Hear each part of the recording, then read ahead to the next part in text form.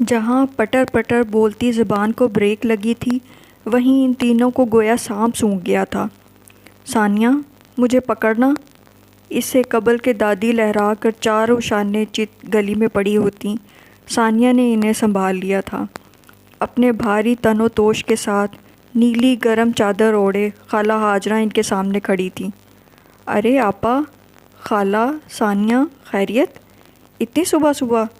خالہ ہاجرہ ہکا بکا کھڑی تھیں، اور وہ تینوں خواتین ان سے زیادہ ہونک صورتوں کے ساتھ انہیں دیکھ رہی تھیں۔ تم تو ٹھیک ہو؟ دادی نے بہت ڈرتے ڈرتے انہیں چھونے کی کوشش کی۔ لو، مجھے کیا ہونا ہے، آپ کے سامنے ہوں، پر آپ لوگ مارننگ واک کے لیے نکلے تھے خالہ، تو امی نے کہا کہ آپ کی خیریت۔ کہتے کہتے ثانیہ بے بس سی ہو کر امی کو دیکھنے لگی۔ دسمبر کی اس دھند میں؟ بیٹی، دماغ تو ٹھیک ہے؟ میرا مطلب ہے کہ اپنی دادی کو ہی گھر چھوڑ آتی، اس کی بوڑھی ہڈیوں کو کاہے کی ہوا لگواتی پھر رہی ہو؟ نہیں نہیں، مجھے تو خود بہت شوق ہے اس دادی نے بجلد کہنا چاہا۔ مارننگ واک، ثانیہ نے مدد کی۔ ہاں، اس کا۔ اپنے پنڈ میں تو نور تڑکے ساگ توڑنے نکل جاتے تھے، دادی نے کہا تو خالہ ہاجرہ کھل کر ہنسی۔ اچھا، تو آپ ساگ توڑنے نکلی ہیں؟ اچھا، اندر تو آئیں۔ وہ تینوں اندر داخل ہوئیں۔ خالہ ہاجرہ نے ایک ایک کمرے کے دروازے پیٹنے شروع کر دیے۔ اٹھ جاؤ کم بختوں، مہمان آئے ہیں، کسی پوستی کی اولاد لگتے ہیں سارے کے سارے۔ مانی کہاں ہے؟ امی نے بدقت پوچھا۔ وہ اس وقت کو کوس رہی تھیں جب سونیا کی بات کا یقین کر کے گھر سے چلی تھیں۔ خالہ ہاجرہ نے ایک کمرے سے مانی کو کان سے پکڑ کر برآمد کیا۔ اس کی صبح تو 12 بجے سے پہلے ہوتی ہی نہیں، سلام کر، اور جلدی سے بسکٹوں کے 2 ڈبے پکڑ کر لے آ۔ اونگتے جاگتے مانی نے سلام کیا اور اتنی صبح صبح وارد ہونے والے مہمانوں کو دل میں کوستا دکان کی سمت چل دیا۔ ان کے لاکھ منع کرنے کے باوجود خالہ ہاجرہ نے انہیں بٹھایا۔ ان کی بیٹیوں نے چائے چڑھا دی۔ چائے کے کپ ہاتھ میں تھے جب تیز بیل کی آواز پر مانی نے دروازہ کھولا۔ ابو، حاجی صاحب، رحمت چاچا، محلے کے 2-4 اور لوگ دروازے میں کھڑے اپنے سامنے زندہ سلامت کھڑی ہاجرہ کو دیکھ کر متحیر کھڑے رہ گئے۔ سمجھ میں نہیں آ رہا تھا کہ آگے جائیں یا پیچھے۔ میرا کیا حشر ہوا، اس کو جانے دیں۔ بس ابو نے چائے کے ساتھ بسکٹ کھاتے ہوئے خالہ ہاجرہ کو سارا قصہ سنایا۔ وہ ہنستی رہیں اور اپنے گھر تعزیت کے لیے آنے والوں کو چائے بسکٹ پیش کرتے ہوئے پوچھتی رہیں، میرے جنازے میں شرکت کے لیے آئے ہو؟ اصل تماشا اس وقت بنا جب شام کو ان کی بیاہی بیٹی اپنے سسرال والوں کے ساتھ روتی پیٹتی گھر پہنچی تو ماں کو زندہ دیکھ کر مارے حیرت و خوشی کے بے ہوش ہو کر گر گئیں۔ اب آپ سوچ رہی ہوں گی کہ وہ مانی کون تھا؟ آپ کو چچا رحمت یاد ہوں گے، بچپن میں کبھی ہمارے گھر آیا کرتے تھے۔ حالانکہ ہمارے رشتہ دار نہ تھے، مگر ابو نے ان کی وفات کے بعد ان کے بیوی بچوں کی ہمیشہ ہی مدد کی تھی۔ ان کی بیوی فوت ہوئی تھیں، ابو ان کے کل پر پہنچ نہیں سکے۔ اب خود بتائیں، اس پورے قصے میں کہیں میرا قصور نکل؟ ماہا سارا دن کتابیں پڑھتی رہتی ہے، ثانیہ آپی نت نئی ڈشز بنانے میں مصروف رہتی ہیں۔ دادی پوچھ رہی ہیں آپ کو آنا کب ہے؟ دسمبر کا وعدہ کیا تھا، اب تو پورا دسمبر گزر گیا ہے۔ سب آپ کو بہت یاد کرتے ہیں۔ آپ کی بہن سونیا۔ سونیا اب بھی اتنی ہی معصوم ہے۔ رباب اس کا خط پڑھ کر بہت دیر تک ہنستی رہی تھی۔ خیریت؟ فائل سے سر اٹھا کر احمد نے اسے یوں ہنستے دیکھ کر پوچھا۔ سونیا کا خط ہے۔ اس نے خط ان کی طرف بڑھا دیا، جسے یکسر نظر انداز کرنے کے بعد انہوں نے چائے کی فرمائش کی تھی۔ رباب نے کچھ خجل سا ہو کر خط یوں ہی ٹیبل پر ڈال دیا۔ آپ سے کتنے دنوں سے کہہ رہی ہوں، خط کے لفافے ختم ہو گئے ہیں۔ وہ اٹھتے ہوئے قدرے خفگی سے گویا ہوئی۔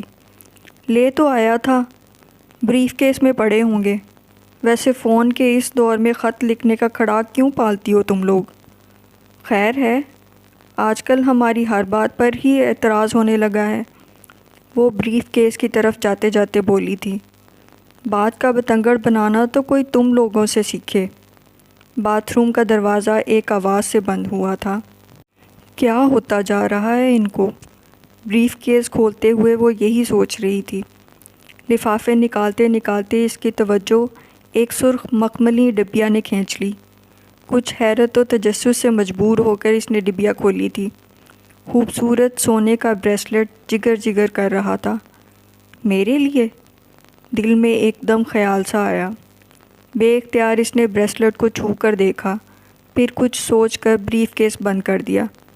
اگر بریسلٹ اس کا تھا تو ظاہر ہے اسے ہی ملنا تھا۔ نہ جانے عمر نے کس خاص موقع کے لیے سنبھال رکھا تھا۔ چائے بناتے ہوئے بھی اس کے دل میں خود بدھ ہوتی رہی، مگر اس نے عمر سے پوچھا نہیں تھا۔ چھوٹی پھوپھو نے لیا سے کچی مونگ پھلی کی بوری، شکرکندی اور مکئی کا آٹا بھجوایا تھا۔ یہ ان کی اپنی زمینوں کی سوغات تھی جو وہ ہر بار بھجواتی تھی، لیکن اس بار لانے والا علی شیر تھا، پھوپھو کا اکلوتا بیٹا۔ ساتھ میں ابا کے نام خط بھی تھا، جس میں ان سے درخواست کی گئی تھی کہ علی شیر نے ایف اے کر لیا ہے، اب برائے مہربانی اپنی نگرانی میں بی اے بھی کروا دیں۔ نہایت دل سوز اور دلگیر لہجے میں لکھا تھا، بھیا اپنا دکھڑا تم سے نہ کہوں تو کس سے کہوں؟ اس کے باپ کو تو ذرا پرواہ نہیں، اس کا بس چلے تو کل کی بجائے آج ہی اپنے ساتھ کھیتوں میں کھپا لے۔ یہ نہ کھیتوں پر جاتا ہے نہ آگے پڑھنے کو تیار ہوتا ہے، سارا دن گلیوں میں آوارہ پھرتا رہتا ہے۔ بس اب تمہارے حوالے ہے، جیسے بھی ہو اسے بی اے کروا کر کہیں نوکر لگوا دو۔ کھیت سنبھالنے کو دوسرے دونوں لڑکے کافی ہیں، یوں بھی کھیت ہیں ہی کتنے، بس دال روٹی چلتی ہے۔ یہ کہیں نوکر ہو جائے تو اس کی زندگی بن جائے گی۔ تمہارے آسرے پر بھجوا رہی ہوں، سسرال میں میری ناک مت کٹوا دینا، بھلے کتنی ہی سختی کرو۔ اماں اور بھابھی کو سلام، بچیوں کو پیار۔ تمہاری چھوٹی بہن آسیہ۔ کیوں میاں، پڑھنے کا کچھ ارادہ بھی ہے یا؟ پھپھو کی ٹوٹی پھوٹی لکھائی میں لکھا خط پڑھ کر طے کرتے ہوئے ابو نے علی شیر سے پوچھا تھا۔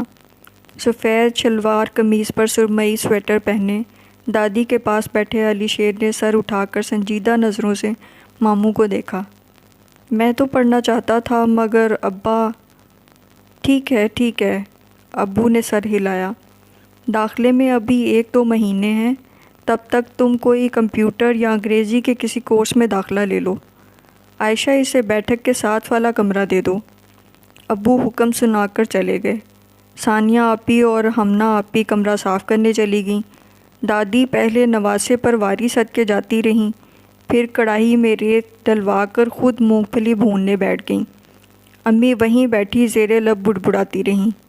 علی شیر نانی اور ثانیہ کے پاس بیٹھ کر انہیں مونگ پھلی بھوننے کا صحیح طریقہ سمجھا رہا تھا۔ کیسا تیز لڑکا ہے۔ علی شیر کو گھور کر وہ اٹھ گئیں اور رات کو ابو پر برس پڑیں۔ سرائے سمجھ لیا ہے تمہارے رشتہ داروں نے کیا اس گھر کو؟ جس کو دیکھو منہ اٹھا کر چلا آ رہا ہے۔ 4 سال تمہارے بھائی کے لڑکے کو پڑھوایا، وہ پروفیسر لگ کر یوں غائب ہوا کہ اب شکل دکھانا بھی گوارا نہیں۔ 4 سال تمہاری بڑی بہن کو یاد آیا تو اپنے لڑکے کو بھیج دیا کہ امتحان دلوا دو۔ اسے ڈھنگ کی نوکری ملی تو کہاں کا ماموں کہاں کی مامی، باقی تو کسی کے تار شمار میں ہی نہیں۔ جس کا جب دل چاہتا ہے مہینوں آ کر ڈیرا ڈال دیتا ہے۔ بستر کی چادریں جھٹک جھٹک کر بچھاتے وہ دل کا غبار نکالتی رہیں۔ تو اسے واپس بھجوا دوں؟ ابو ہمیشہ ٹو دی پوائنٹ بات کرتے تھے۔ امی تڑک کر بولیں تو پھر بولتی چلی گئیں۔ ابو کان لپیٹ کر سنتے رہے، یہاں تک کہ خبریں شروع ہو گئیں تو وہ پورے کے پورے خبروں کی طرف متوجہ ہو گئے۔ وہ امی کی کسی بات کا برا نہیں مانتے تھے، کیونکہ وہ جانتے تھے زبان سے خواہ وہ کچھ بھی کہیں علی شیر کی دیکھ بھال میں کوئی کمی نہیں کریں گی، اور غلط امی بھی نہیں تھیں۔ ابو کے تمام رشتہ دار گاؤں میں رہتے تھے، عموماً کسی نہ کسی کام کے سلسلے میں شہر آنا ہوتا تو مہینوں انہی کے ہاں رکنا ہوتا۔ امی نے ساری عمر بغیر ماتھے پر شکن لائے ان کی خاطرداری کی تھی، لیکن جب جواباً ان کی طرف سے اسی خلوص کا مظاہرہ نہ ہوا تو وہ اب اندر ہی اندر کڑنے اور چڑنے لگی تھیں۔ تایا نے اپنے بیٹے کو 4 سال تک ان کے پاس چھوڑے رکھا۔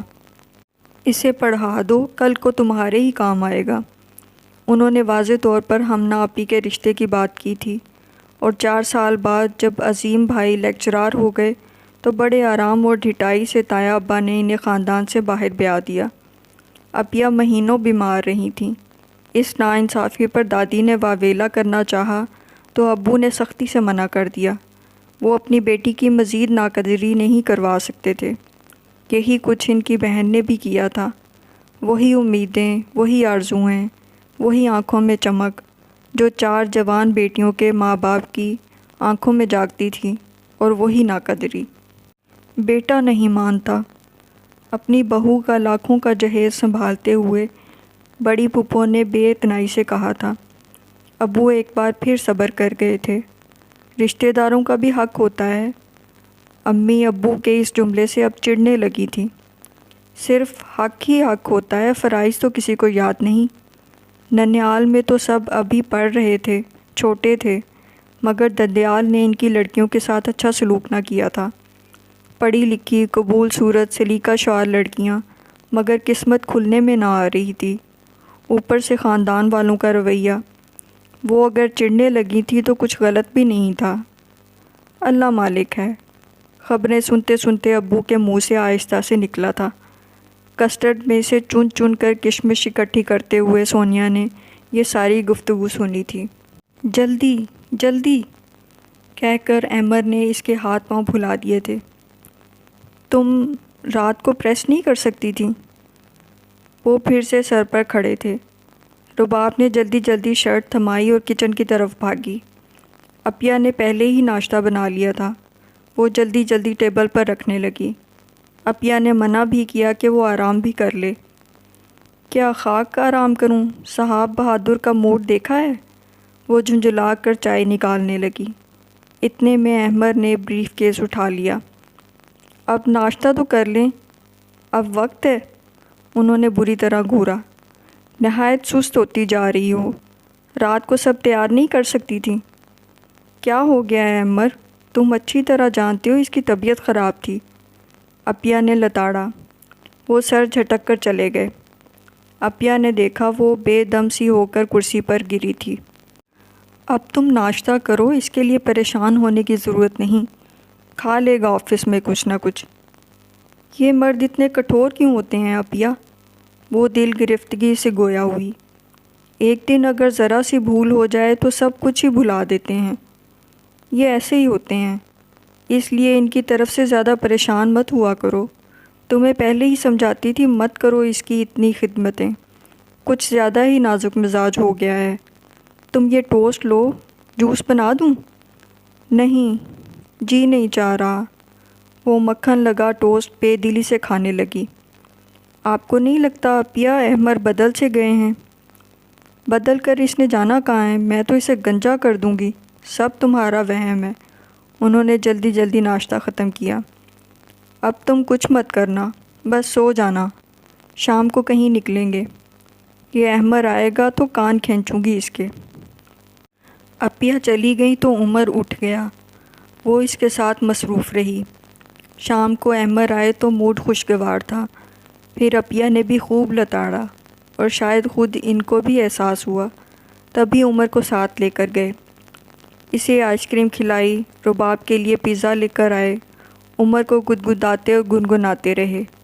آپ کبھی کبھی اتنے اجنبی کیوں ہو جاتے ہیں؟ رات کو ان کے بازو پر سر رکھتے ہوئے اس نے پوچھا۔ کب؟ اکثر، اب تو اکثر ہی۔ وہم ہے جانا۔ وہ اس کے بالوں میں چہرہ چھپا کر بولے۔ وہ انہیں جھٹلانا چاہتی تھی۔ وہم نہیں تھا، وہ محسوس کر رہی تھی کچھ تبدیلیاں۔ ان سے شیئر کرنا چاہتی تھی اپنے خدشات، مگر ابھی الفاظ ترتیب دے ہی رہی تھی کہ احمد سو گئے۔ وہ ذرا سا ہلی تو انہوں نے کروٹ بدل لی۔ اور ایسا کب ہوا تھا کہ وہ بات کرنا چاہ رہی ہو اور احمد سو جائیں؟ وہ ٹکٹکی باندھ کر ان کا چہرہ دیکھنے لگی، پھر آہستہ آہستہ سر جھٹکتے ہوئے زیر لب بڑبڑائی۔ وہم نہیں ہے میرا۔ اس کی متلاشی نگاہیں گھوم کر بریف کیس پر رک گئیں۔ آہستگی سے اٹھ کر وہ ٹیبل تک آئی۔ ہلکے سے کھٹکے کے ساتھ بریف کیس کھل گیا۔ رباب کا دل دھک سے رہ گیا۔ وہ مخملی کیس اب وہاں نہیں تھا۔ اس نے بے تابی سے بریف کیس کھنگالا۔ سو جاؤ رباب، کیا کر رہی ہو؟ احمد کی جھنجھلائی ہوئی نیند میں ڈوبی آواز ابھری تھی۔ رباب نے مرے مرے ہاتھوں سے بریف کیس بند کر دیا۔ علی شیر کا کالج میں ایڈمیشن ہو گیا تھا۔ ان 2-3 مہینوں میں وہ گھر کا اہم فرد بن گیا تھا۔ ہارون کی جاب پنڈی میں تھی تو وہ کبھی کبھار ہی چھٹیوں میں آتے۔ علی نے گھر کی اکثر ہی ذمہ داریاں سنبھال لی تھیں، حتیٰ کہ جب ابو نے سونیا کے لیے میتھس کی ٹیوشن کا بندوبست کرنا چاہا تو اس نے فوراً اپنی خدمات پیش کر دیں۔ وہ کچن میں امی کے پاس پاؤں پٹک پٹک کر روتی رہی کہ وہ علی سے نہیں پڑے گی۔ دادی سے بھی احتجاج کیا، مگر اس کی فریاد کہیں بھی نہیں سنی گئی۔ اسے علی سے چڑ تھی۔ علی کو بھی اس کی ہر بات پہ اعتراض ہوتا تھا، اس کے ڈرامے دیکھنے، ڈائجسٹ پڑھنے، گول گپے کھانے پہ۔ یہ وہ چیزیں تھیں جنہیں وہ کسی صورت نہیں چھوڑ سکتی تھی، اور علی کو عین ڈرامے کے وقت اسے پڑھانا یاد آتا تھا۔ دادی کہتی، علی بیٹا، سونیا کو گول گپے تو لا دو۔ وہ کمال فرمانبرداری سے پیسے جیب میں ڈال کر باہر نکل جاتا۔ کچھ دیر کے بعد ہاتھ لٹکائے واپس آ جاتا۔ نانو، وہ تو چلا گیا۔ سونیا پاؤں پٹکتی، چیختی تو مزید ڈانٹ کھاتی۔ ایسے میں اس کی آنکھیں 1000 وولٹ بلب کی طرح جگمگاتی۔ سب سے برا تو سونیا کو وہ اس وقت لگتا جب وہ اچھی بھلی سب کے درمیان بیٹھی کھلکھلا رہی ہوتی، وہ کسی جن کی طرح سر پر آن کھڑا ہوتا۔ وہ رات جو میں نے فارمولہ یاد کروایا تھا وہ سناؤ ذرا۔ اتنا اچانک سب کچھ بھگ سے ذہن سے نکل جاتا۔ وہ فاتحانہ نظروں سے سب کو دیکھتا۔ میں کہتا ہوں نا، یہ کن ذہن ہے۔ تم ہو کن ذہن، جاہل پینڈو۔ وہ جھرجھر آنسو بہاتی۔ کیا ہو رہا ہے؟ وہ بڑے انہماک سے اسکول کا کام کر رہی تھی جب وہ آیا۔ رات کے 10 بج رہے تھے۔ اس وقت وہ ٹیوشن پڑھ کر آیا تھا۔ وہ خاموشی سے اپنا کام کرتی رہی۔ اوہو، لوگ تو بڑے ہی پڑھاکو ہو گئے ہیں۔ علی، مجھے تنگ مت کرو، وہ جھنجھلا گئی۔ اچھا نہیں کرتا، مجھے دودھ گرم کر دو۔ تم خود کر لو، میں تو مہمان ہوں۔ اللہ رے ڈٹائی۔ سونیا نے سر اٹھا کر دیکھا، ہاتھ میں لفافہ تھا۔ یہ کیا ہے؟ تمہارے مطلب کی چیز نہیں ہے تو پھر دودھ بھی خود ہی گرم کر لو۔ میں نانو کے پاس ہوں، آرام سے کہہ کر چلا گیا۔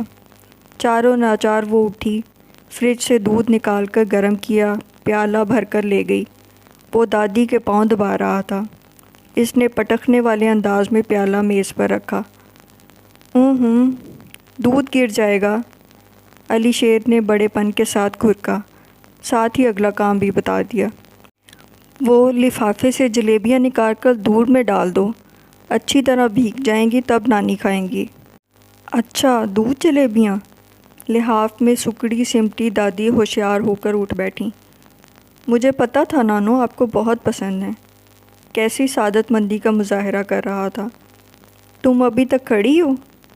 دادی کا اتنا سا کام بھی نہیں کر سکتی؟ وہ شرارت سے سونیا کو دیکھتے ہوئے بولا۔ سونیا چڑ گئی تھی، جلیبیاں ڈال کر تیزی سے باہر نکل آئی۔